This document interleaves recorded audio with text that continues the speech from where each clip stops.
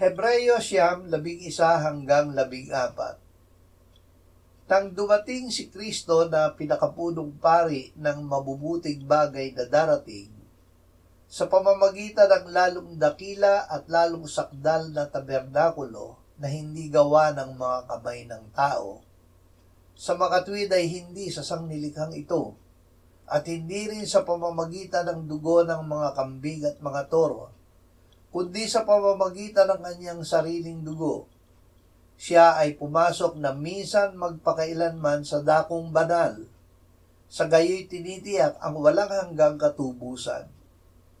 Sapagkat kung ang dugo ng mga kambing at ng mga toro at ang abo ng dumalagang baka na iwiniwisik sa mga nadungisan ay makapagpapabanal sa ikalilinis ng laman, gaano pa kaya ang dugo ni Kristo na sa pamamagitan ng walang hanggang espiritu ay inihandog ang kanyang sarili na walang dungi sa Diyos, ay maglilinis ng ating budhi mula sa mga gawang patay upang maglingkod sa Diyos na buhay.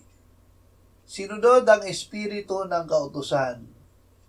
Ang pag-ibig sa Diyos ng buong puso, isipan, kaluluwa at lakas ay pagsunod hindi sa titik, kundi sa espiritu ng utos ng Diyos. Ang titik ay pumapatay, ngunit ang espiritu ay nagbibigay ng buhay. Ang anak ng Diyos ay naparito upang tayo ay bigyan ng buhay at ng kasaganaan nito. Isinagawa niya ang pag-ibig sa Ama sa kanyang pagkakatawang tao at pagsunod sa Ama hanggang sa kamatayan sa krus. Inihandog niya ang kanyang sariling dugo upang buksan para sa atin, hindi ang templo sa lupa, kundi ang dakong banal sa langit, upang isama tayo doon sa piling ng Ama magpakailanman.